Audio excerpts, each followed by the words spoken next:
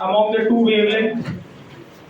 The beam falls normally on area of 1 centimeter square on a certain metallic surface. The work function is 2.3. Assume that there is no loss of light by reflection and that each capable photon ejects one electron. The number of photoelectrons liberated in 2 seconds is. बहुत अच्छा question है। सबसे पहले आपको work function कितना दिया है? 2 point और दो अलग अलग वेवलेंथ का लाइट इंसिडेंट किया ना, तो सबसे पहले आपको चेक करना पड़ेगा ना कौन सा लाइट फोटो रिफ्लेक्ट करेगा कौन सा नहीं करेगा। तो वो कैसे होगा ध्यान देना भैया। क्वेश्चन नंबर 17 में पे अटेंशन फटाफट खत्म करते हैं, अभी ध्यान देना है। बोलो सबसे पहला वेवलेंथ कितना है? लैम्डा 1 49 और लैम्डा 2 कितना दिया है? सही है 6216 पैसा ले लो। चलो अभी आपको वर्क फंक्शन कितना दिया है? 2 पॉइंट। अभी आप एनर्जी ऑफ फोटोन कैसे निकालोगे? एच सी बाय लैम्डा 1 ना, कितना हो गया 12400 एंगस्ट्रॉम ईवी अपॉन 4972 एंगस्ट्रॉम। बोलो कितना आ रहा है ये? चेक करना जरा।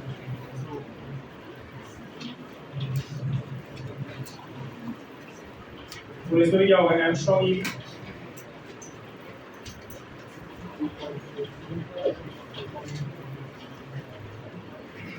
चलो क्या होगा अभी यहाँ पे? What is E1?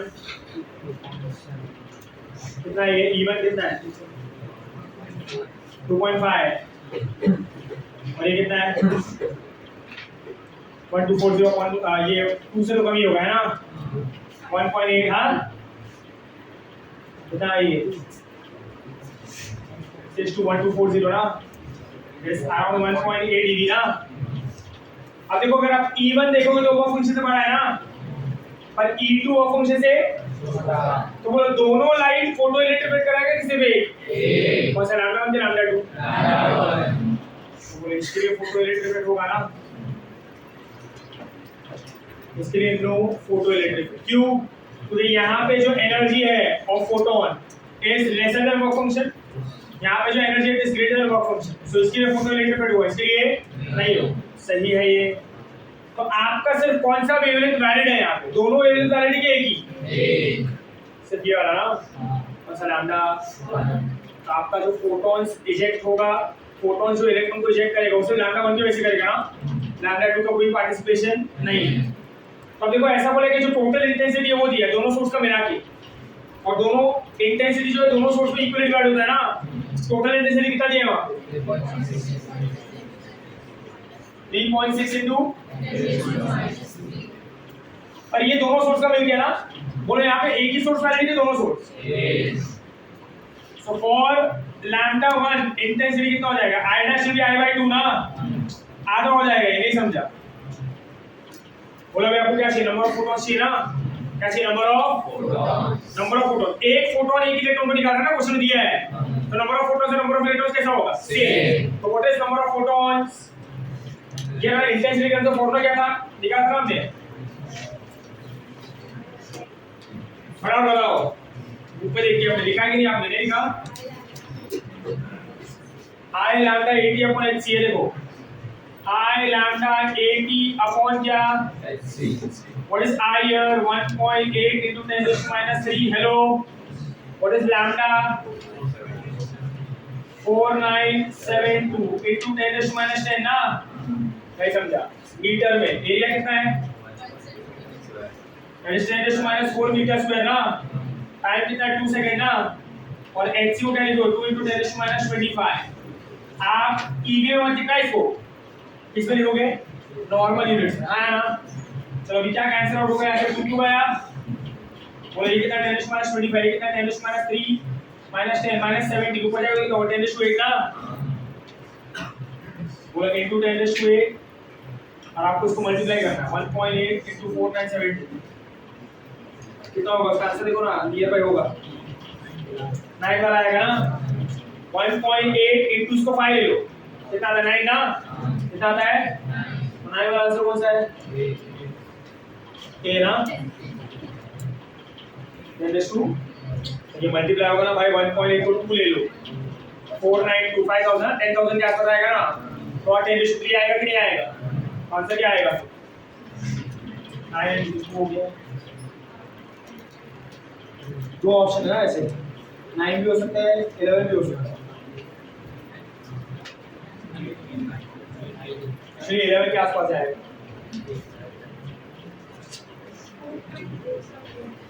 ये ऑप्शन दिया है देख लिया पीछे सही है, 1.8 into 5 ले लिया चलो तो 9 आएगा, कितना होगा 10⁻11 ना, ये क्या होगा number of photons which is equal to what number of electrons, so clear है ये, इसका आंसर क्या होगा ऑप्शन डी, फाइन क्लियर, अच्छा क्वेश्चन है, हम दोनों वेवलेंथ में कंफ्यूज हो जाता है पर एक ही वेवलेंथ वैलिड होगा उसके तरफ आंसर आएगा, क्लियर है, चलो नेक्स्ट इज क्वेश्चन नंबर 18, देखो बराबर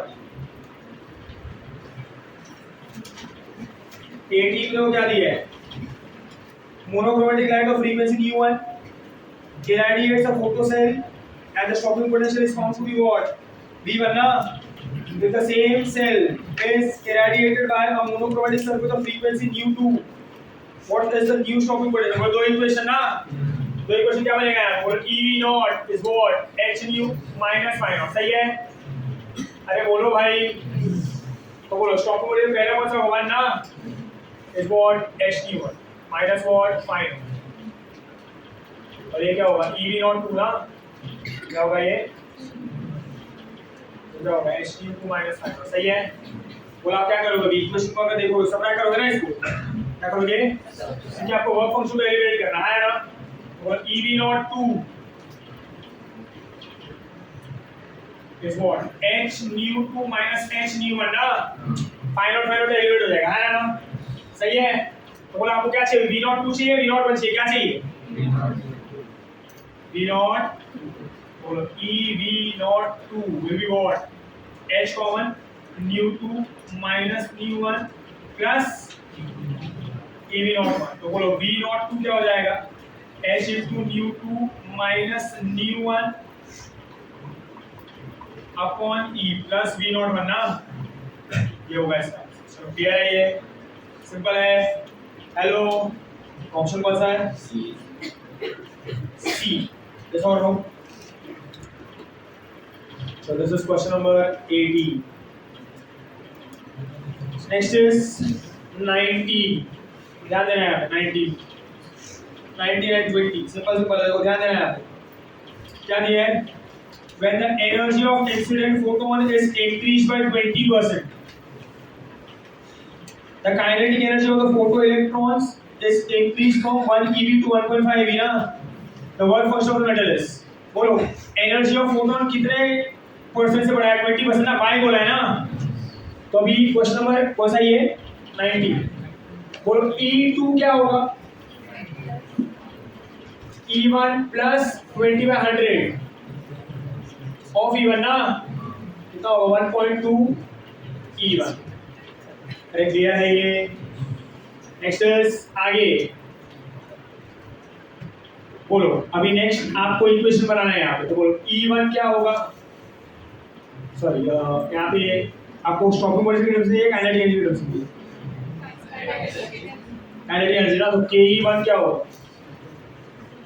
बोलो E1 minus phi naught और Ke2 क्या होगा E2 minus phi, बोलो Ke1 कितना दिया है 1 eV ना, और E1 मुझे नहीं पता माइनस फाइव, बोलो Ke2 कितना दिया 1.5 eV और E2 क्या दिया 1.2 E1 ना, माइनस फाइव, सही है, क्या मैं यहाँ से E1 को सब्स्टिट्यूट कर सकता हूँ, बोलो E1 क्या होगा 1 eV plus phi naught ना, क्या मैं E1 क्या सब्स्टिट्यूट कर सकता हूँ, yes or no, तो क्या हो जाएगा 1.5 eV is equal to what 1.2 into 1 eV plus phi naught, minus क्या होगा phi naught ना, तो 1.5 eV is 1.2 eV plus 1.2 phi naught minus phi naught gives you what? 0.3 eV upon equal to what? 0.2 phi naught क्या होगा? 1.5 कितना होगा ये? 1.5. able to understand this group. तो इसका आंसर क्या होगा? 1.5. क्लियर है कि नहीं? चलो दिस क्वेश्चन नंबर 19 20 रीड करेंगे बराबर. चलो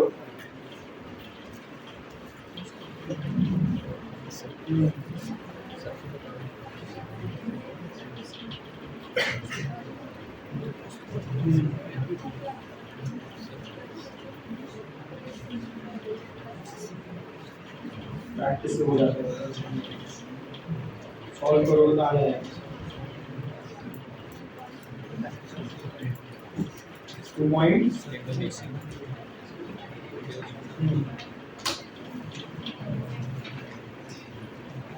इसको एलिमिनेट कैसे सब्स्टिट्यूट कर दिए? कैलकुलेशन से एरर किया होगा. फाइंड आउट तो सब मतलब उड़ा दिया ऐसा. उड़ा क्यों दोगे? फाइंड आउट तो चाहिए आपको. क्या फाइंड आउट किया आपने? इवन वैसे भी आना चाहिए पर आपको मिस्टेक किया कैलकुलेशन. चलो आगे 20 पे आना. ये सीधा नहीं, क्या नहीं हो रहा है? ये टेढ़ा हो रहा है क्या?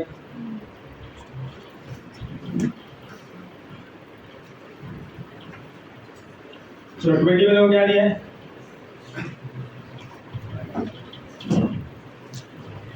Twenty says maximum light intensity that can be perceived by an eye is 10 to the minus 12.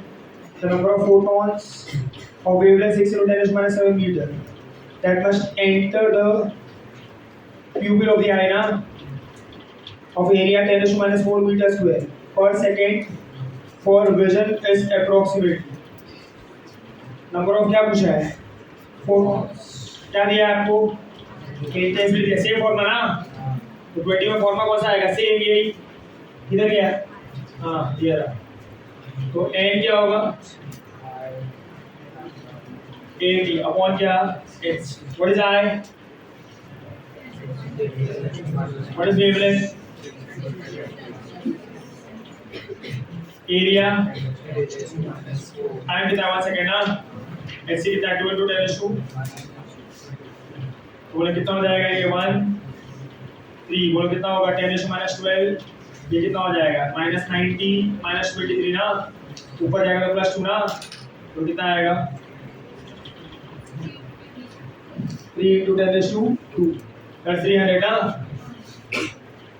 इसका कोई यूनिट नहीं होगा, नंबर है ये. तो आंसर क्या होगा? Option B. So next is question number 21. हाँ कर दिया मैंने. इधर कर दिया.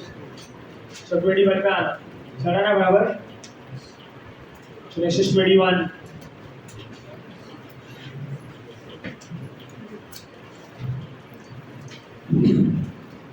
में वो क्या दिया?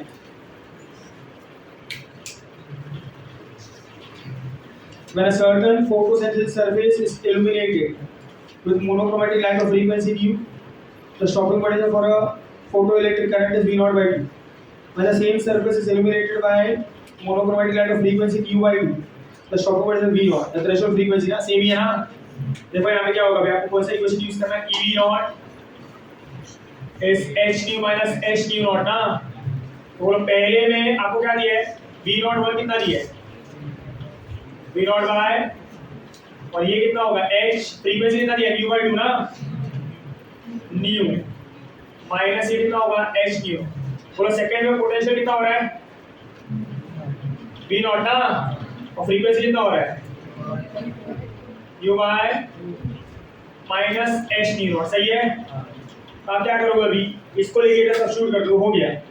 EV0 है ना आपके पास, तो इधर सब्स्टिट्यूट कर दो. क्या हो जाएगा? 1/2 into h nu by 2 minus h nu naught is what? h nu minus h. बोला h कैंसिल. बोले कितना होगा? nu by 4 minus nu naught by 2 is what? nu minus. सही है ये. बोला आपको क्या चाहिए? तो ये कितना हो जाएगा? nu naught by 2 और ये कितना हो जाएगा? nu minus nu by 4 ना. अरे वो आप लोग यहाँ पे नहीं. हेलो तो न्यू नॉट कितना हो जाएगा 3 न्यू बाई 4 ना, तो न्यू नॉट कितना होगा 3 न्यू बाय, सही है, 1.5 आंसर क्या होगा ऑप्शन। तो क्लियर है ये, आगे आना फटाफट, क्लियर है सबको, समझा नहीं है, फैन बंद करना पड़ता यार, वो भी बंद करो, ये क्या है, एसी चालू है, फैन चालू है, तो क्या गरम लोहा हुआ खा लिया क्या, मेरे को तो नेक्स्ट आगे, अरे बाप रे बहुत पड़ेगी बैठ के इसको, आपकी एग्जाम की जैसे है ना, बड़ा क्वेश्चन दिया छोड़ देते हो ना, देर लगा नहीं आएगा कि पढ़े। चलो 22 थ्योरेटिकल है, रीड करना जो क्या दिया है, तो हाँ रीड किया आपने, पहला लाइन हुआ the frequency and intensity of the incident light falling on a photosensitive material is increased by a factor of 2 ना, then बोलो फ्रीक्वेंसी बढ़ेगा इंटेंसिटी बढ़ेगा, इंटेंसिटी बढ़ने पे क्या बढ़ता है करंट, और फ्रीक्वेंसी बढ़ने पे क्या बढ़ता है काइनेटिक एनर्जी और stopping potential and the energy of photon ना, तो ट्राई करो, बोलो पहले भी क्या दिया है, increase the maximum kinetic energy of the photo electron as well as the photo electric current by factor of 2 ना, increase the maximum kinetic energy of the photoelectron and would increase the photoelectric current by a factor of 2. Increase the maximum kinetic energy of photoelectron by a factor of 2, but there is no effect on the photoelectric current. Increase photoelectric current by a factor of 2, while the kinetic energy would remain unchanged. बोलो कौन सा answer आएगा, ए के B के सी के D, बोलो frequency change हो रहा है और इंटेंसिटी चेंज हो रहा है, मतलब दोनों चेंज होगा ना, काइनेटिक एनर्जी भी और करंट भी, तो फिर ए और बी में है ना ऐसा, तो कौन सा आंसर आना चाहिए, ए के B, what should be answer, A और बी, ए ना, अरे फ्रीक्वेंसी कितने फैक्टर से बढ़ा है, इंटेंसिटी कितने फैक्टर से बढ़ा है, 2 ना, तो बोलो करंट कितने फैक्टर से बढ़ेगा, 2, और काइनेटिक एनर्जी भी कितने फैक्टर से बढ़ेगा, 2, तो आंसर क्या होना चाहिए, ए के बी, आंसर ए नहीं होगा, आंसर बी होगा, तो जब आप फ्रीक्वेंसी को डबल करते हो ना, kinetic energy is never double, it is more then double, कैसा आता है मोर देन डबल, समझा क्या, मैंने कभी नहीं बोला कि काइनेटिक एनर्जी और फ्रीक्वेंसी का रिलेशन डायरेक्टली प्रोपोर्शनल है, ये हमने सिर्फ किसके लिए बोला, इंटेंसिटी एंड करंट ना, काइनेटिक एनर्जी और फ्रीक्वेंसी के लिए डायरेक्टली प्रोपोर्शनल रिलेशन बोला क्या, डिपेंड करता है वो पता है, पर रिलेशन पता है क्या नहीं, तो देखो मैं बताता हूं आपको ऐसा, ये भी एक अच्छा पॉइंट है चैप्टर का, और ये बहुत बार क्वेश्चन आया भी है, और आप ऐसे ही ध्यान करके आते हो, डबल डबल बोले राइट आंसर, बी बोले आंसर की प्रॉब्लम, ऐसे में वाला पड़ा प्रॉब्लम है, देखो इधर क्या कैसे होता है, बोलो फॉर्मूला क्या है, मच्छर काट रहा है, हाँ वो मच्छर से बचो, लपट ले मच्छर लो आजकल, फाइन और सही है, चलो मान लो आपने जो न्यू लिया है, न्यू उसके हिसाब से ये जो वैल्यू आ रहा है वो 10 आ रहा है, कितना आ रहा है, और आपके मेटल ग्रेड का जो वर्क फंक्शन है 5 है, कितना है, तो काइनेटिक एनर्जी का वैल्यू कितना आएगा, 5, सही है, अभी आपने फ्रीक्वेंसी को डबल किया ना, तो ये वैल्यू भी कैसा होना चाहिए, डबल, एस तो कांस्टेंट है यार, फ्रीक्वेंसी को डबल किया तो ये वैल्यू भी कैसा होना चाहिए, तो बोले 20 हो गया, 20 कितना हो गया, नहीं समझा, are you able to understand, चलो तो ये 20 हो गया, पर ये जो है ये तो सेम रहेगा ना, जो मेटल कैसा है सेम, तो बोलो आंसर कितना आया, 3, तो बोलो काइनेटिक एनर्जी 5 से 10 हुआ कि 5 से 15 हुआ, तो इट इज इंक्रीजिंग डबल और more than double, more than double, frequency is double, kinetic energy increases by more than double, answer क्या होगा, ए के बी, सिंपल चैप्टर है, बट 8 आउट ऑफ 10 टाइम्स लोग इसके क्वेश्चन में ध्यान करके आते हैं, एक्साइटमेंट एंड अल्लाह क्वेश्चन ने मार दिया, ऐसा लपेट लेता है, समझा क्या, आपको बराबर क्वेश्चन रीड करना आना चाहिए ऐसे चैप्टर, जो भी आपके सिलेबस के सिंपल चैप्टर्स है उसके क्वेश्चन हमेशा ऐसे ही होते हैं, they are felt like bonus question, पर वो होता नहीं, समझ में आ रहा है क्या, इसलिए आप हमेशा ऐसे ही छोटा मोटा मिस्टेक करके वो क्वेश्चन मिस आउट कर जाते हो, जिसको आप फिर से क्या कहते हो, silly mistake, but this is not silly, this is absent mindness, समझ में आ रहा है, जैसा प्रेजेंस ऑफ माइंड होता है ना, जैसे एब्सेंस भी होता है, हम बहुत एक्साइटेड होते हैं, ओ इतना इजी क्वेश्चन है, फालतू एग्जाम था, सबसे पहले फिर उसका -1 करना पड़ता है, फिर मन को समझाना पड़ता है कि नहीं तेरे को आता था, खाली तू बराबर पढ़ नहीं पाया, समझा। तो एग्जामिनेशन में देखो पहले से मैं बोलते हैं फर्स्ट डे से 1.5-2 साल में कितनी बार समझाया होगा आपको। It is not about how much difficult things you know, it is about how much precise you are with your studies. जितना जो भी पढ़ रहे हो, जितना आपको डिटेल में और प्रिसाइजली अच्छे से पता होगा और आप प्रेजेंस ऑफ माइंड से सॉल्व करोगे तो आप हमेशा क्वेश्चन को सॉल्व कर पाओगे। अब देखो ये सब क्या है, देखो इससे मैं आपको बोलता हूँ, जब भी आप एग्जामिनेशन में बैठते हो, यहाँ पर टेस्ट देते हो, 45 में से या तो 30 में से जितने भी आपके रेस्पेक्टिव एग्जाम में क्वेश्चन आते हैं, कितने ही ऐसे क्वेश्चन होते हैं जो हमको पढ़ के ऐसा लगता है कि ओ हो तो क्या ही पूछ लिया करके, नहीं ना। हमारे मार्क्स लूजिंग जो स्किल्स है वो क्या है, या तो आपने जो एग्जामिनेशन में जो क्वेश्चन था आपके नोट्स में आपने देखा था और आप भूल गए ना कैसे करते हैं, इन terms of formula, in terms of the particular step which should be known for the question, सही है। दूसरा आप कैलकुलेशन एरर करके आते हो, मैं फिजिक्स की बात कर रहा हूँ। तीसरा आप कभी भी क्वेश्चन को ढंग से नहीं पढ़ते, सही है। चौथा ऐसा सब मिस्टेक करते हैं, आपको लग कुछ और रहा था पर आपने ढंग से पढ़ा नहीं, ढंग से सोचा नहीं question, and mostly you lose marks. This goes for PCB student and biology also, कि आप क्वेश्चन का वो एक वर्ड मिस कर जाते हो, है ना, और आप इंटरप्रेट कुछ और कर लेते हो and you lose your marks. तो पहले समझाता हूँ, आपका एग्जामिनेशन, कोई भी एग्जामिनेशन, जेडब्ल्यू हो, नीट हो, सीईटी हो, ये कॉम्पिटिटिव एग्जाम है। कॉम्पिटिटिव एग्जाम कभी भी ना आपके out of the box ability को टेस्ट नहीं करते। 20 लाख लोग 10 लाख लोग एग्जाम दे रहे हैं ना, उसे भाग के कौन आगे आएगा वो डिसाइड करता है। डिसाइडिंग फैक्टर कभी out of the box thinking होता ही नहीं। Out of the box thinking इधर नहीं चलता है भाई, वो जब आप स्पेशलाइजेशन में आते हो उधर चलता है। इधर सिर्फ और सिर्फ आपको बेसिक्स कितना आता है वो सीखना है, क्योंकि आप अभी तक स्पेशलाइज बने नहीं हो ना, आप इंजीनियर हो ना आप डॉक्टर हो, आपने अभी तक अपनी फील्ड भी नहीं सिलेक्ट की, तो स्पेशलाइजेशन का आएगा।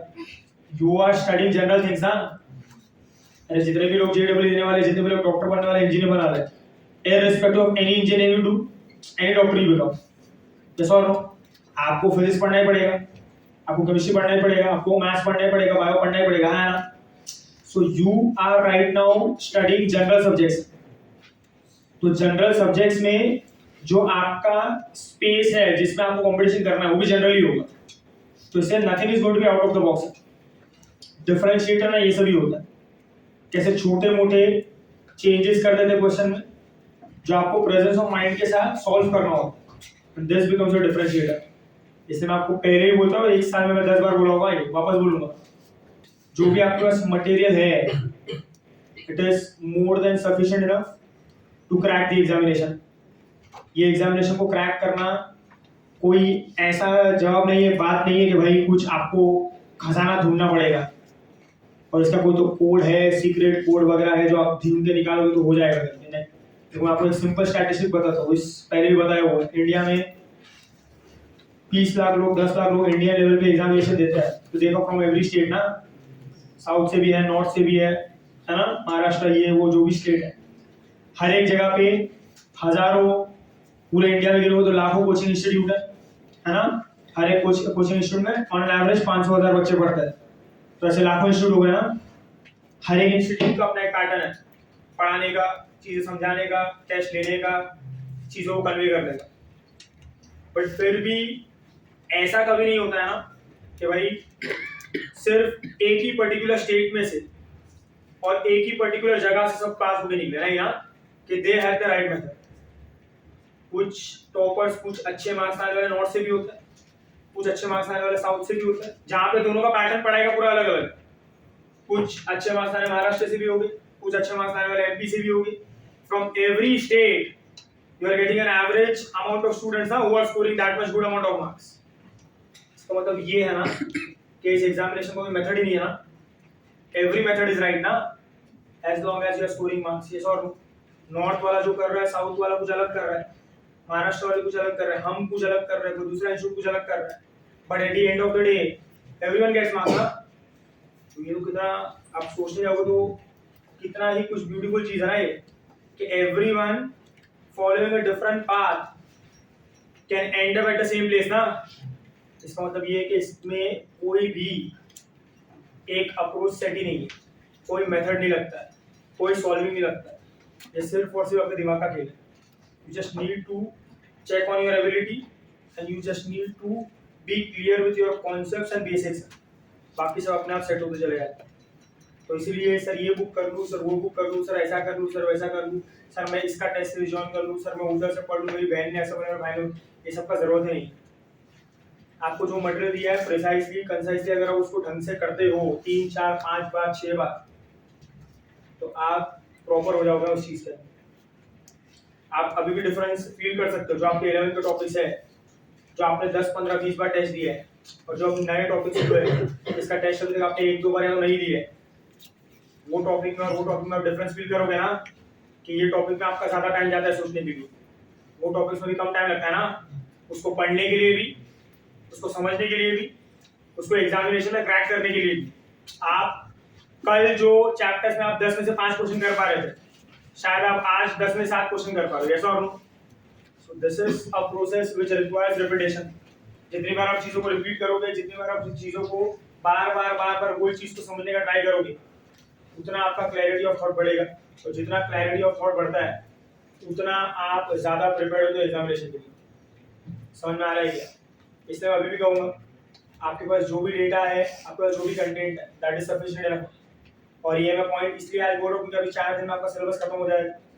मोस्ट ऑफ द स्टूडेंट्स इसमें ना शान पेटी करने जाते हैं कि they try to do the things by their own.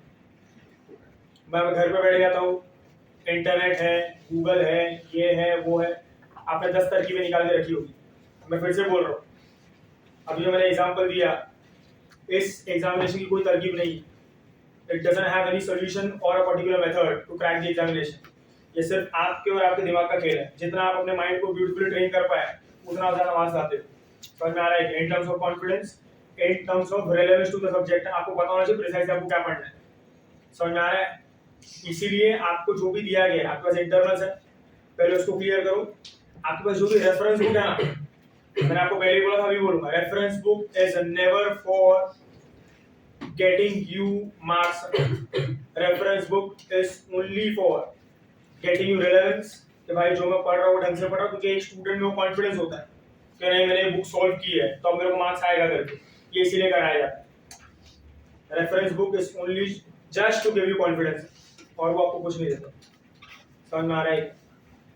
जितना आप ये इंटरनल्स को घोट के पियोगे, 10 बार करोगे, और वो जो रेफरेंस बुक आप सॉल्व कर रहे हो उसको जितनी बार आप बार रिवाइज करोगे, things will be that much smooth for you. और लास्ट जो एक फैक्टर है जैसे, that is the papers you are going to give in this coming period. आपको उसको कम से कम 3-4 बार रिवाइज करना चाहिए पेपर्स को। मतलब there should be a time जहाँ पे आपने बुक्स पढ़ना बंद कर दिया है, आप सब क्या रिवाइज करो बैठ के papers, so that you can analyse your mistake, you can know your mistake, you can work on your mistakes and you can rectify your mistakes. अगर आप ये ढंग से कर पाते हो तो आराम से एग्जामिनेशन कोई भी क्रैक होता है। फिर से अगर ये पॉइंट आता है, मैंने आपको ये क्यों बोला, ये सब मैं क्यों बता रहा हूं, क्योंकि अभी जैसे आपका सिलेबस खत्म होगा, most of the students will try to do things by their own. ये आपको नहीं करना, do not make this mistake. समझ में आ रहा है क्या? और ये मैं मेरे पर्सनल एक्सपीरियंस से बोलूंगा, तो जब मैं भी स्टूडेंट था, मैं भी अपने आप को शाना समझता था कि भाई मैं कर लूंगा खुद से कुछ ना कुछ मैनेज करके, ये बुक सॉल्व करके, वो बुक सॉल्व करके। ये नहीं करना हो। जितने भी आपके रिवीजन लेक्चर लेते हैं, जितने भी टीचर्स आपको बुलाते हैं, come sit for the lecture, sit with the teacher, आप अपने प्रॉब्लम्स बताओ, आप ओपन अप रहो। आपने जो गलतियां की, ऐसा तो नहीं है कि आप नहीं बताओगे तो हमको नहीं पता है, आपको 2 साल पढ़ा है हमने, तो कौन कितना पानी में हमको सब पता है, किसको कितना आता है करके। आपके मार्क्स, आपके रिजल्ट्स, आपको 2 साल से पर्सनली जानते हैं हम लोग, आपका बिहेवियर, आपका बॉडी लैंग्वेज, हर एक चीज आपको डिफाइन करता है। So when you are coming with the problem, it is not surprising for us. क्या ये आया, ये बोल रहा है मेरे को 3 चैप्टर नहीं आता, समझ हो कैसे इसको 3 चैप्टर कैसे नहीं आ सकते, वी नो इसको नहीं आता है करके, but you have to come with an approach कि सर अभी ये नहीं आता, ये आता है, इसका क्या करूं बताओ कर। समझ में आ रहा है? तो sit for the lectures properly, get your doubts cleared here only and get your things clear from the institute only. आप खुद से करने जाओगे, हो भी जाता है, ऐसा नहीं होता है। मैं ये नहीं बोलूंगा कि, फिर से वही बोला ना मैंने कि मेथड कोई नहीं है, तो हम ऐसा नहीं बोल रहे कि हमारे पास मेथड है, बट वो चीज को प्रिसाइजली कैसे करना है कम टाइम में, ये आप कभी समझ नहीं पाते।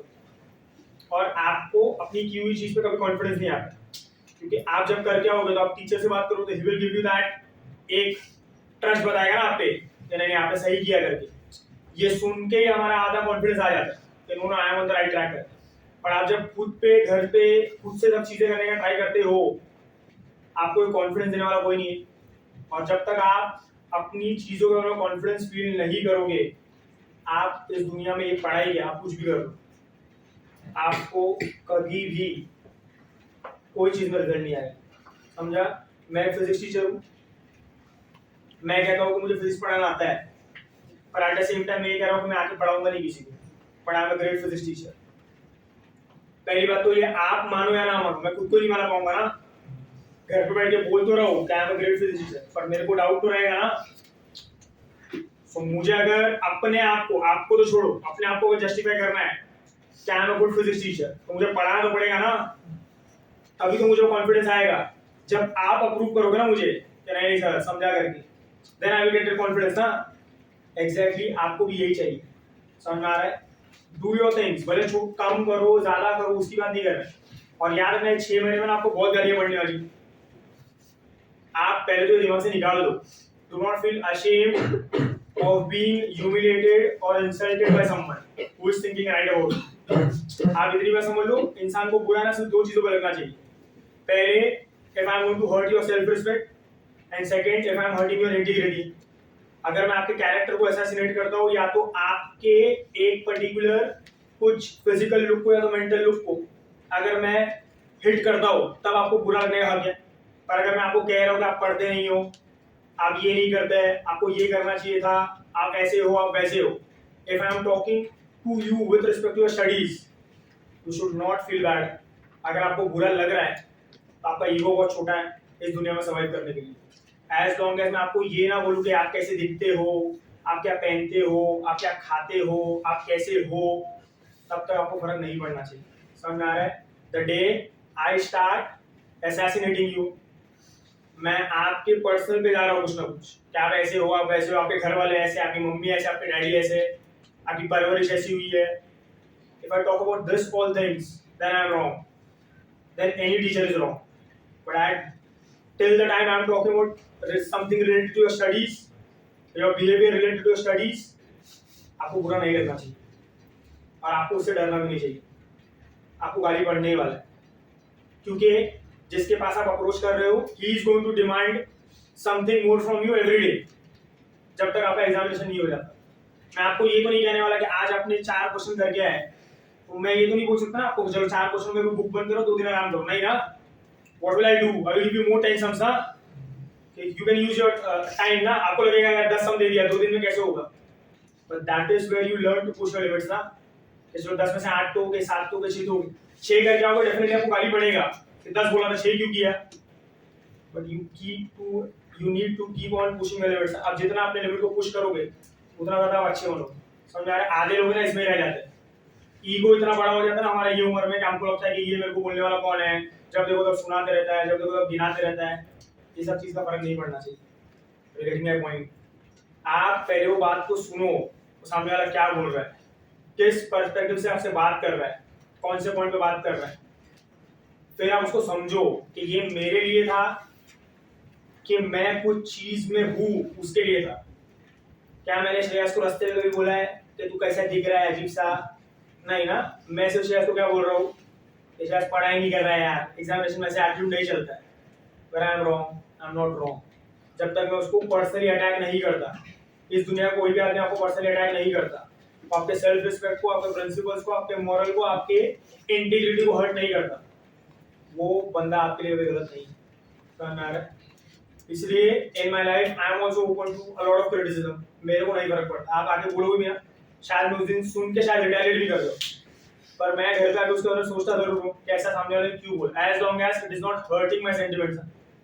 कि नहीं पता होने के नहीं बावजूद भी उसने मेरे को ये सब सुना दिया, दैट पॉइंट पे वो इंसान रॉन्ग है।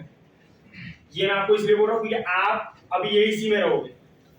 आपको लगेगा कि भाई 10 लोग हैं जो पढ़ते हैं तो सर उनको ही बुला के पूछते हैं, तो मैं इसमें से मेरी बात नहीं कर रहा, मैं सबकी बात कर रहा हूँ, हर टीचर की।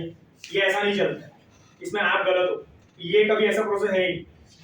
आप ये समझ के लोग जो 10 लोग पढ़ाई कर रहे हो आपसे ज्यादा पढ़ाई कर रहे हो, तो अगर हमको बुला के पूछा जा रहा है, that is our duty towards them.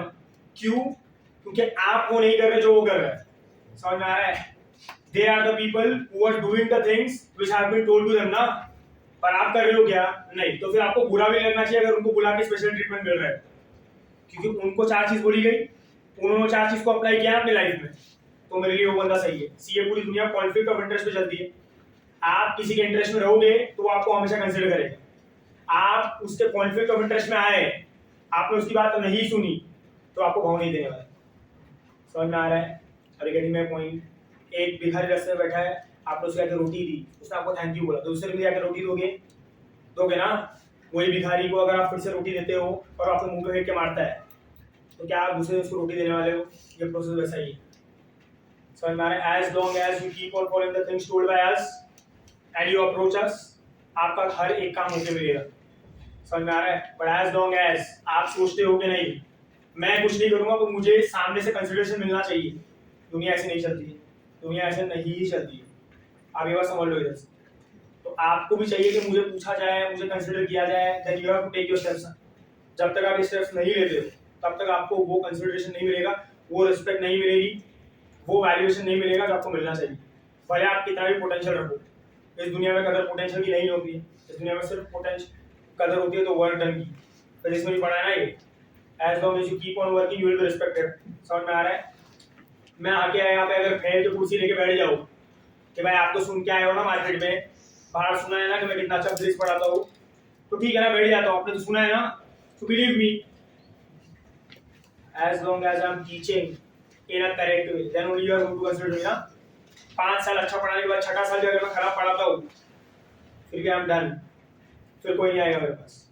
तो as long as I am teaching physics I need to be the same ना, तभी मेरा वैल्यू होगा ना। आपके लिए भी ऐसा ही है। एक दिन पढ़ के कुछ नहीं होने वाला। आप शुरू किया है प्रोसेस, जब तक एंड तक हो ये प्रोसेस में, तब तक अगर आप मेहनत नहीं करते रहे, चीजों को नहीं सुधारते रहे, तब तक आपका कंसिडरेशन नहीं होगा। समझ में आ रहा है? और ऐसा कभी मत सोचना कोई टीचर को पता भी है कि नहीं मैं एग्जिस्ट करता हूँ कि नहीं, ये वो सबको सब कुछ पता है। आप फिर भी स्टूडेंट हो, वो सब टीचर्स हैं। आपका ईगो अगर 1 है तो उनका ईगो 2 है, वो आपको कभी सामने से नहीं पूछने वाले। और ये टीचर का बहुत बड़ा ईगो है, क्योंकि वो पढ़ा रहा है। पढ़ा रहा है मतलब उसको लगता है कि वो दुनिया में बहुत कुछ कर रहा है, बहुत नॉलेज बांट रहा है। नॉलेज बांटने वाला कभी अपने आप को नहीं झुकाएगा। याद रखना ये बात, आपको ही झुकना पड़ेगा। और ये झुकने में आपको 10 बार गाली खानी पड़ेगी, 10 बार ह्यूमिलेट होना पड़ेगा। समझ में आ रहा है? और मेरा अगर बेस्ट एडवाइस सुनोगे जिंदगी में, तो यहाँ पे गाली खा लो, क्योंकि जब दुनिया में गाली खाने निकलोगे ना, तो वो तो है ना आपका कुछ नहीं छोड़ते।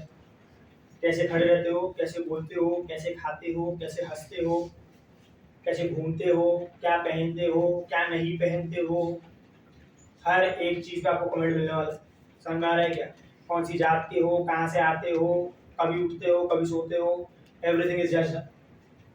तो यहाँ पे गाली खाना अगर सीख जाओगे ना, तो वो गालियों का आपको कोई फर्क नहीं पड़ेगा। समझ में आ रहा है? तो नेक्स्ट 6 मंथ्स आप कितना इस टाइम को यूटिलाइज करते हो फॉर योर बेनिफिट, यह आपको आउटपुट देने वाला है। समझ में आ रहा है क्या? मैं अभी भी कहूँगा, इंटरनेट फॉलो करना, ये सब चीजें फॉलो करना, आप देखते भी रहोगे और आपका गलती नहीं है उसमें, आपका उम्र वैसा। 10 लोगों का रिजल्ट बता देना कि उसको इतना मार्क्स आया हमारा चैनल देख के, उसको इतना मार्क्स आया हमारा चैनल देख के, उसने टॉप किया, उसने ये किया, ऐसा कभी नहीं होता। वो स्टूडेंट को मार्क्स आया है वो गलत नहीं है, वो सही है, पर ऐसा कभी नहीं होता है कि वो स्टूडेंट ने से वो चैनल को फॉलो किया था। वो स्टूडेंट उसको एज ए सपोर्टिंग रोल मानता है। आप कोई भी चैनल की फीस देख लो, 1000 रुपये, 2000 रुपये। आप अगर अपने पेरेंट्स को बोले, कोई भी जितने भी यहाँ पे बैठे हैं, कोई भी जाकर अगर अपने पेरेंट्स को ये बोलता है कि मुझे चैनल को सब्सक्राइब करना है, 1000 रुपया कैसा लगता है इसका, आपको कोई मना नहीं करना। जहाँ 2 लाख रुपए खर्चे किए तो वहाँ 1000 और सही ना, शायद भला हो जाए, सही ना। तो ये सिर्फ और सिर्फ एक सब्सक्रिप्शन होता है जो स्टूडेंट ने लिया होता है, अपना डिटेल्स दिया होता है, और थोड़ा बहुत कभी हेल्प लिया होता है उससे। मैं हेल्प लेने से आपको मना नहीं कर रहा। Internet is a beautiful thing, YouTube channels are the beautiful thing, और उसमें भी जेन्युइन लोग हैं, शायद हमसे ज्यादा भी अच्छे होंगे, ये भी मैं मान लेता हूँ, चलो। बट होल एंड सोल वो ही देख के आपका जिंदगी में कभी भला नहीं होना है। अगर होने वाला होता तो लॉकडाउन में सबके पास ये था, सबने टॉप कर लिया, किया क्या नहीं, उसमें भी उतने प्रोसेस वही रहा, मार्क्स उनको ही आए जिन्होंने चीजों को ढंग से की, मतलब मार्क्स उनको ही आए जो जब मैं इंस्टीट्यूट में पढ़ा था दूसरे, मार्क्स उनको ही आए जो जूम लेक्चर में बराबर आते थे, मार्क्स उनको ही आए जो बराबर आके डाउट पूछते थे, मार्क्स उनको ही आए जो बताई हुई चीजों को बराबर करते थे। समझ में आ रहा है? शायद उन्होंने भी इंटरनेट पे 10 वीडियो देखे होंगे, इसका देखा होगा, उसका देखा होगा, वहां पे तो फ्रीडम था ना, आप कहीं से कुछ भी देखो, फिर भी वो जूम लेक्चर में जो 20-25 लोग आते थे ना, आउट ऑफ 200 लास्ट में वो 25 लोगों को ही मार्क्स आए और किसी को मार्क्स नहीं है। इसमें मैं ये डिफाइन नहीं करना चाह रहा कि हमने बताया तो उनको मार्क्स आए, ऐसा नहीं होता है। आप 2 साल इंस्टीट्यूट में हो तो आप एक प्रोसेस का पार्ट बन चुके हो, समझ में आ रहा है? तो आपको process start to finish follow करना होता है, जिसमें फिनिशिंग जो होता है, क्लाइमेक्स होता है ना, वो सबसे ज्यादा इंपॉर्टेंट होता है, क्योंकि वो पूरा का पूरा क्लाइमेक्स जो है वो आपके हाथ में होता है। अब ये 3-4 दिन जब खत्म होगा सिलेबस, तब तक हमारे हाथ में था, तो ये सबसे बड़ा काम हम ही कर रहे थे ना, सिलेबस पढ़ाने का। अब जो एक लास्ट 20-30% काम बाकी है, जहाँ पे आपको सब कुछ पढ़ना है, सब कुछ ढंग से इम्प्लीमेंट करना है, वो आपके हाथ।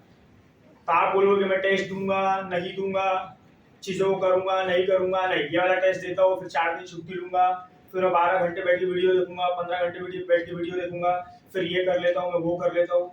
मोमेंटरी शायद आपको थोड़ा बहुत उसका इफेक्ट दिखेगा भी positively, but at the end of the day you are going to fail.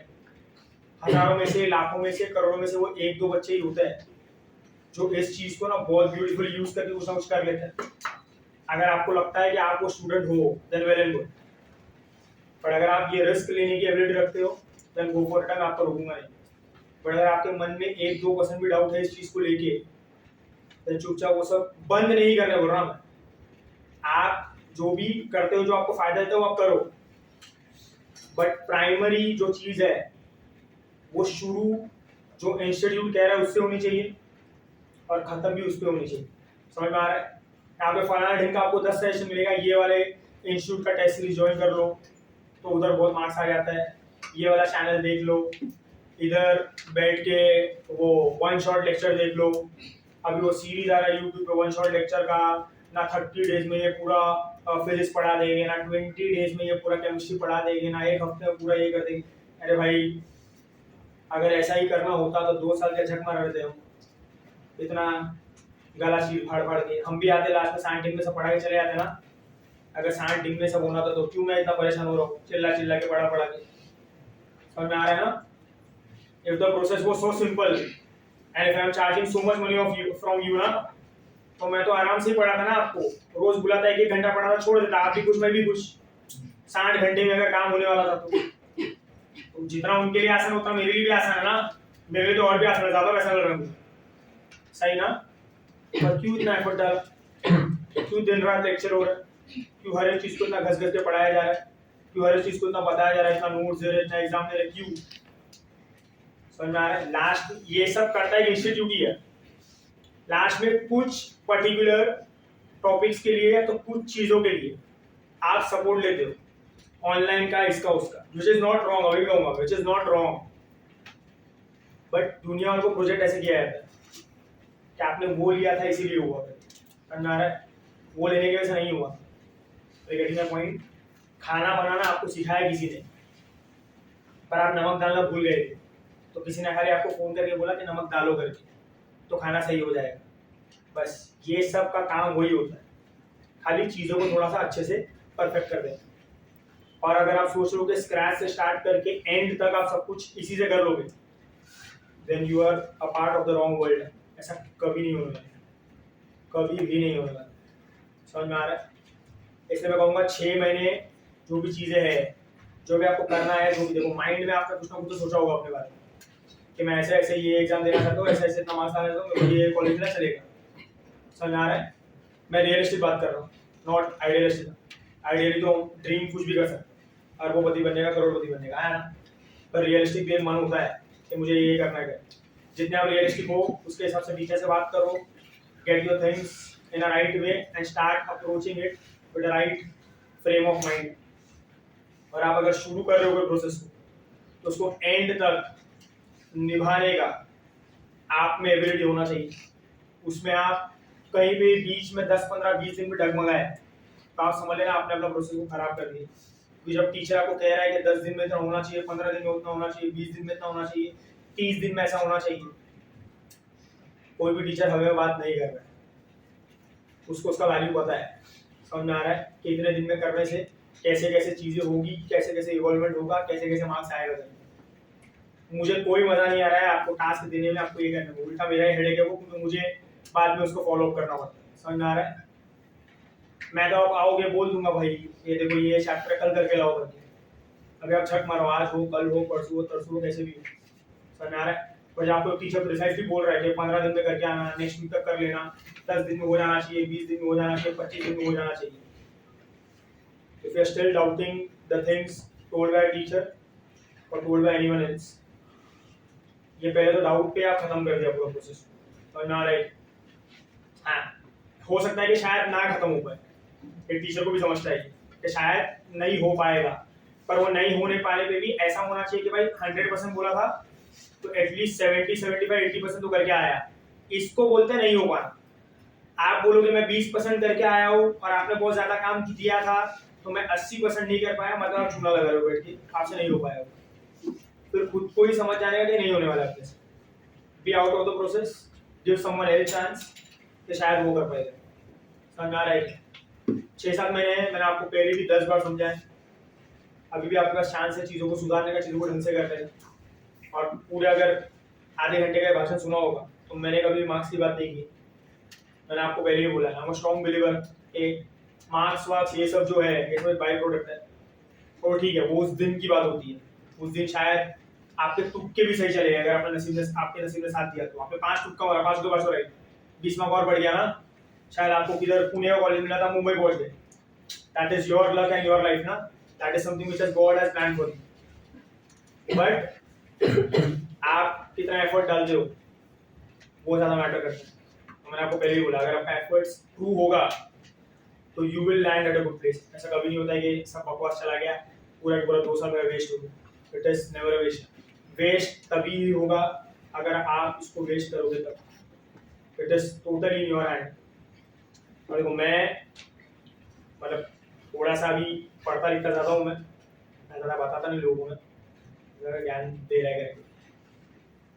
अभी जितना मुझे समझता है, जितना मैं अपने रिलीजन को समझ पाता हूँ, सी वन थिंग, मैंने पहले भी बोला है, क्या पता याद है नहीं, one thing which remains in your hand. आप पैदा हुए हो, एक ही चीज़ आपके हाथ में दी है ऊपर वाले ने, that is decision making skill. ये कभी भी ऊपर वाले के हाथ में नहीं है, ये सिर्फ और सिर्फ आपके हाथ में। इसलिए बीइंग ह्यूमंस ना हमको फ्यूचर के बारे में पता है कि हमारे साथ कल क्या होने वाला है ना, हम कब मरने वाले हैं, हम क्या करने वाले लाइफ में, हमारी लाइफ कैसे चलेगी, हमारी बीवी कौन होगी, हमारे बच्चे कैसे होंगे, हमको कुछ नहीं पता। ये सब क्योंकि everything depends on your decision. सब के सब आपके डिसीजन पे डिपेंड करते हैं। समझ में आ रहा है? एक नेटफ्लिक्स पे एक पिक्चर भी है, वो भी पूरा नाम बराबर से याद नहीं है, ब्लैक मिरर करके शायद। ब्लैक मिरर मूवी देखोगे ना, वो मूवी कैसे चलता है पता है? 10-15 मिनट हुआ, एक स्टोरी चल रही है, वो स्टोरी है ना पॉज होती है, एक सिचुएशन में आके पॉज होती है जिसके 3-4 सॉल्यूशन है। वो 3-4 सॉल्यूशन के ऑप्शंस आते हैं कि आपको क्या लगता है अभी आगे क्या होगा कर, तो आप क्लिक करते हो कि शायद ये इसको मार देगा कर, तो यू क्लिक ऑन इट, तो स्टोरी फिर उसके हिसाब से चलती है, जिसने इसको मार दिया फिर आगे क्या होता है। फिर आप सेकंड ऑप्शन लेते हो कि नहीं ये इसको मारता नहीं, इसको छोड़ के चले जाता है, तो छोड़ दिया तो फिर आगे लाइफ कैसे चलती है वो बताता है। So they have made that movie with options कि आप एज अ पर्सनैलिटी क्या सिलेक्ट करते हो, तो पिक्चर का एंडिंग ये होगा। आपकी लाइफ भी ऐसी है, decision making remains in your hand. This is the biggest reason you don't know about the future, और ना कोई पता कर पाता है क्या होने वाला है, क्योंकि आपके लाइफ में हमेशा एक सिचुएशन आता है जहाँ पे यू हैव टू डिसाइड कि मुझे ये करना चाहिए और ये करना चाहिए। और अगर आपने पता नहीं, आप तो छोटे, मेरे लाइफ में तो बहुत बार हुआ, मैं भी एक 10 साल का प्रोफेशनल लाइफ देख लिया ना, there always has been a position. मतलब जब मैं ये इंस्टीट्यूट भी खोल रहा था तो मैं साउथ बॉम्बे में पढ़ा था, and south Bombay comes under the biggest prime area of Mumbai, और मैं वहाँ पे पढ़ा था उधर के सबसे बड़े इंस्टीट्यूट में, प्राइवेट ट्यूशन, और उनके बहुत बच्चे तो बहुत ज़्यादा फीस चार्ज करते थे। क्योंकि सबसे ज़्यादा जो पैसे वाले बच्चे होते हैं वहीं पे आते हैं। तो उनका जो ओनर थे, अभी उनके सामने एक क्वेश्चन बहुत अच्छा था। जब मैं ये इंस्टीट्यूट खोल रहा था, उनको बताया नहीं था मैंने कि मैं इंस्टीट्यूट ओपन करने वाला हूँ। उसके 10-15 दिन पहले ही टोल्ड मी के would you like to join me as a partner, कि मैं आपको इतना इतना पैसा देता हूँ और बहुत सारा पैसा दे देते हैं, कि आप पार्टनर की तरह आओगे क्या मेरे साथ में काम करने के लिए, विल टीच टुगेदर कर। So see in life you always come to a point, आपके पास 2-3 रास्ते होते हैं। बराबर सीसीडी वालों ने भी बोला था कि इतना इतना पैसा ले लो और मत जाओ, छोड़ के इधर ही पढ़ाओगे। और बहुत पैसा था और जिंदगी उससे भी बहुत अच्छी चलती। और human beings are never satisfied, जितना भी पैसा तो कम ही है, बट जितना पैसा मिल रहा था बहुत ज़्यादा था। तो 3 सिचुएशन थी, या तो उधर रह जाओ, या तो मैं साउथ बॉम्बे ज्वाइन कर लूँ, या तो फिर इधर एक नए शहर में जहाँ पे लोग जानते भी नहीं है, मुझे यहाँ की लैंग्वेज भी नहीं आती है बराबर से। क्या पता लोगों को जब मैं देखता भी हूँ तो उनको लगता है बाहर का ही है, तो हमेशा शिखर के साथ ही देखता है। कौन आ रहे थे? मैं ऑब्जर्व बहुत ज़्यादा करता हूँ इसीलिए, तो उन लोग ऐसे ही देखते रहते कौन है करके। आप गाड़ी घुमाते रहो, किसी गली में चले जाओ। आज ही देखा मैं, वो हनुमान के सामने थोड़ा गाड़ी अंदर के वो देख ऐसे देख रहा, बोले कौन है, हथियार निकाल लेते, बोला अंदर आएगा मारो पकड़।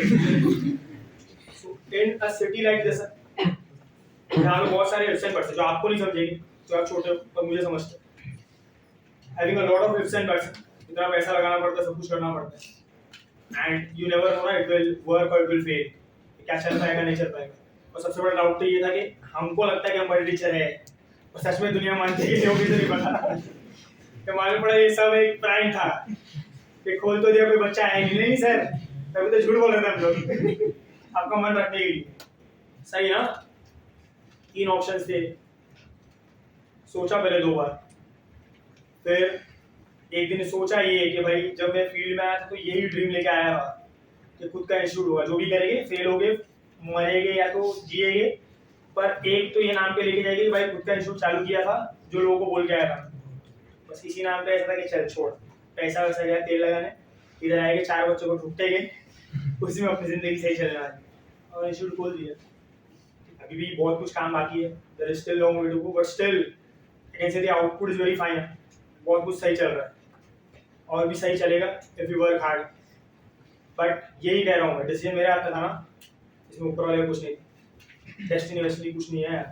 क्या तो मैं थोड़ा डर जाता, पैसों से लुक्रेटिव डील देख लेता, तो उधर चले जाता साउथ बॉम्बे में, और south Bombay is very tempting, बहुत अच्छी जगह है, बहुत ज़्यादा पैसा है, पैसे ही कमाने आते भाई लोग यहाँ पे। ये सब मैं बड़ी बड़ी बातें नहीं करता, मैं शाहरुख खान नहीं हूँ, और शाहरुख खान भी जब उतना बड़ा बना तब ये सब बातें करने लगा, I want to change life of the people.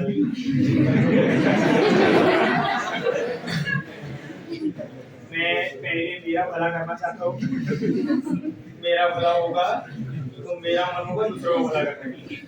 समझ में आ रहा है? शाहरुख खान की टुक की लाइन है कि you are like as a philosophical person when you are rich. पैसा होगा तो आपको मेरी बातें अच्छी लगेगी।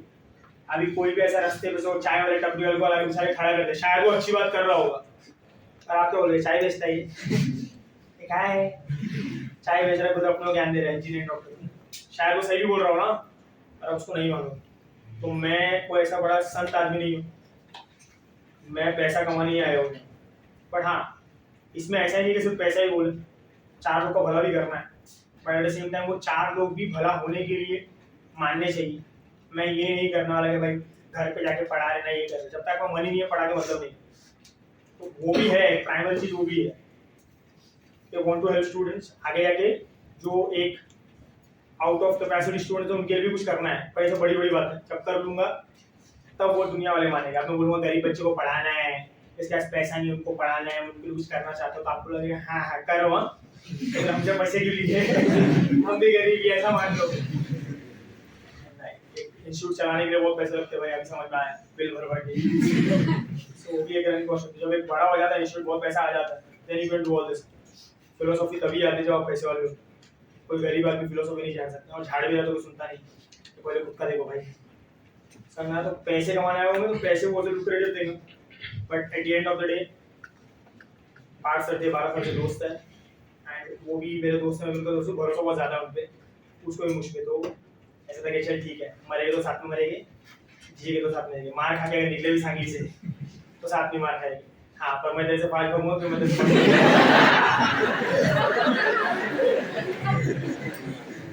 This comes to a point जहाँ पे हमने डिसाइड किया, बट इट वर्क ब्यूटीफुली अब तक। तो ये आगे पता नहीं फ्यूचर के वो डिसीजन चलते रहता है। अभी मैं आपको भी यही कह रहा हूँ, in life you will get a chance to decide for yourself. अभी भी आपके पास चांस है टू डिसाइड फॉर योरसेल्फ कि आपको ढंग से चीजें करनी है, ये टाइम को जाने दें। और ये 10 बार आता है लाइफ में, शायद इससे बड़ा अपॉर्चुनिटी आपके लिए वेट कर रहा हो, पर आगे हमेशा शायद होता है ना। इसका नेगेटिव इफेक्ट भी ये है कि शायद ये आपकी आखिरी अपॉर्चुनिटी है, इसके बाद लाइफ में कुछ नहीं, बराबर ना। तो जो है उसके ऊपर वर्क करो। मतलब मेरा तो मतलब जब मैं स्टूडेंट था तो मैं सोचता था मेरे 4 बिजनेस होने चाहिए, एक तो हो गया, अभी भी चल भी है 3 बिजनेस खोलने का, पर आगे शायद है ना कि पहला चलेगा कि नहीं, बाकी के 3 तक बनेगा ना। बोल देना अच्छा है भाई, पैसा लगता तुमको मालूम नहीं है। वो लोग चाय की डब्ल्यू उसमें भी कितना इन्वेस्टमेंट जाते हैं, ग्लास वास कहाँ से लोगे चाय पत्ती रोज रोज, टाटा वाला तो महंगा करते यार। सो बोलना आसान है भाई, करना बहुत डिफिकल्ट होता है।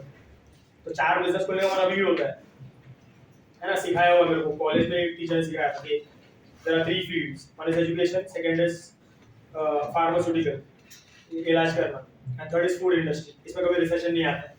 ये बात अगर दिमाग में बैठ गई है तो पहला एजुकेशन हो गया, दूसरा ये मेडिकल फील्ड होगा, रश्मि आपका डैडी खोल, और तीसरा फूड इंडस्ट्री, होटल खोलो। लोगों को खाने का बहुत शौक है, खा के बीमार होने का बहुत शौक है, और पढ़ाई तो करनी पड़ेगी, कुछ ना कुछ करना है, सही ना। और जब बीमार होते तो फिटनेस का बहुत शौक है ना, तो खोल लो जिम जैसा, पैसे कमाने के तरीके बहुत है, तो उसके लिए बैकअप होना चाहिए। पहले तो बहुत दूर निकल गया, वापस आ जाओ लोग। नहीं तो बोले सर ये सब जाने दो, पढ़ाई ऐसे खोलते हो वापस से घर से लेके मैं आता हूँ, यहाँ भी रहेगा तो मेरे को दे दो 20। आप इस 6 महीने को ढंग से यूज करो। आपको इसलिए बहुत मेहनत लगाओ, टाइम टेबल आपको देख के लगता है बहुत आसान है, 6 महीने डेट टाइम मैनेज करना। बोलो वाले बाल लूज लिए मैंने, देखो निकल भी गए। ये 6 दिन घर पे था तो मेरे घर वाले, मेरे मम्मी ने तो स्ट्रिक्ट ये वर्ड बोले कि आओ तो कम दिन के लिए आओ चलेगा, पर इधर आके ना ऐसे प्रारंभ के काम मत करो। ये घर पे आ रहे हो एक ही दिन के लिए आओ, पर आ रहे हो तो ढंग से आओ, ढंग से निकलो।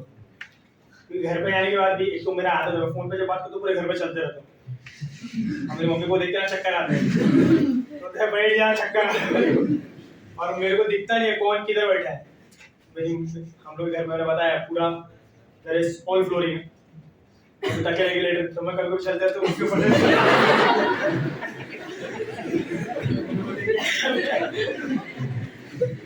ये सब चलता है। ये बोला गया कि भाई आओ तो एक ही दिन के लिए आओ, अपनी शक्ल दिखा के निकल जाओ, पर आ रहे हो तो ऐसे मत आओ कि इधर भी 10-15 काम लेके आए हो, बैठे ही काम करते हो। समझ में आ रहा है? तो आपके लिए इतना एफर्ट डाला वो बनाने के लिए, तो मैं अभी बोलूंगा सब कुछ करके दिया और आगे भी करते रहे। अरे मैं आपको एहसान नहीं जता रहा हूँ, आपको सिर्फ बता रहा हूँ कि बहुत कुछ करके रखा है, खाली मैंने वही बोला भूख लगा हुआ है। खाने के पहले इंसान को लगती है भूख, आपको भूख लगेगी तो आप खाना खा भी लोगे। और अगर सोचते रहे कि भूख लग रही है, एसिडिटी है, ऐसी मतलब दिमाग खराब है, अगर एसिडिटी दिमाग पर चढ़ गई है तो कुछ नहीं होने वाला। और अगर आप लाइफ में डिस्ट्रैक्टेड हो, स्पेशली बॉयज हैं, बस तो आजकल बहुत समझदार है, मेरी बहन को ही देखते हो, और बेचारे लड़के बहुत इमोशनली फ्रेजाइल हो चुके हैं आज के ज़माने में। अल्फा में कुछ रहा नहीं है, छोटी छोटी बात पर रोना आता है, छोटी छोटी बात पर दुख हो जाता है, और ये सोशल मीडिया जिम्मेदार है इसका, प्यार यार ये वो। अगर डिस्ट्रैक्टेड हो लाइफ में regarding something called as girlfriend और समथिंग, कि एक तरफा प्यार हो चुका है आपको, ये इसमें नहीं पढ़ने आ गया एक तरफ प्यार में अगर पागल हुए हो। दूसरा जो दूसरे फैक्टर्स होते हैं कि आप टाइम पास कर रहे हो स्पोर्ट्स में, गेमिंग में, इसमें उसमें। तीसरा अपने ख्याल ही बुलाओ दिमाग में कि मैं अंबानी बनूंगा, मैं बिजनेस या पढ़ाई में क्या रखा है। हाँ संकेत बड़ा नहीं बनते होंगे आप, अगर ये सब आप सोच रहे हो बैठ तो ये सब बंद कर दो। एंड लड़कियों को मैं बोलूँ there is nothing called as a depression. Depression is just your set of mind. ये लड़कियां बात बात में डिप्रेस हो जाती है, मेरा बाल टूट गया, मैं डिप्रेस। तो लड़कों के प्रॉब्लम अलग है, लड़के के प्रॉब्लम मैं तो कमियां लड़के हैं।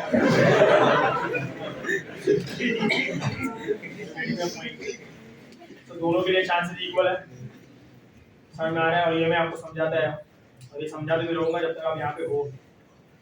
अभी भी कहूँगा it is never marks oriented, marks आ जाते हैं, हमको आ गए तो आपको भी आ जाएंगे। मैं पहले ही बोलता हूँ इतना कुछ तुर्रम खाने की पढ़ाई नहीं की हमने, जो हो पूरा दिन भूख लेके बैठ रहता, लाइब्रेरी नहीं है ना, शायद आपने मुझसे ज़्यादा पढ़ाई किया होगा इस जमाने में, उस जमाने तो कुछ नहीं किया तो भी मार्क्स आ गए तो पता नहीं कैसे कैसे, तुक्का उक्का तो नेगेटिव मार्किंग भी नहीं था, तो 4 तुक्के भी शायद सही पड़ गए उस दिन। बट आप अगर मेहनत कर रहे हो तो ढंग से करो, so that you get output. हाँ, और ये इंस्टीट्यूट खोलने का ये भी ये है कि भाई 10 साल बाद कभी भी अगर तो शायद गाली देते हो गया क्यों मैं स्टेप टू करके, पर 10 साल बाद जब रास्ते में दिखोगे तो ऐसा लगना चाहिए कि भाई चलो किसी का तो लाइफ में भला किया गया, आपका भी और हमारा भी, समझ में आ रहा है। तो ऐसा नहीं होना चाहिए कि यार थे प्रारंभ में पर पता नहीं क्या हुआ अपनी लाइफ का, पता नहीं, समझ में आ रहा है। तो at the end of the day I can not force you for things, you have to do it willingly. मैं आपको बोल सकता हूँ एंड कुछ ना कुछ लिख के दे सकता हूँ, बोल सकता हूँ। अगर आप ये बोलने का असर हो गया किसी 4 पे भी तो हमारा फायदा ही, फायदा not in terms of the institute और समथिंग, मतलब कुछ तो भला कर लिया ऐसा। समझ में आ रहा है क्या? और पढ़ाई लिखाई ही इस दुनिया में आपको आगे लेके आने वाली, and this is the right time to study. Pen is always mightier than the sword. लड़ाई करना कितना भी सीख लो, पढ़े लिखे रहोगे तो बहुत आगे चले जाओगे। समझ में आ रहा है? डायलॉग अच्छा था ना, लिख के रखना है। चलो आगे, चालू था क्या? नहीं चालू था, बंद था ना। ये सब भाषण बाहर नहीं जाना चाहिए, तो यूट्यूब पे मार पड़ा कर सब लोग दे रहे हैं। अभी बंद किया, बंद करके चालू करो, डिलीट कर दूंगा, ये यूट्यूब पे नहीं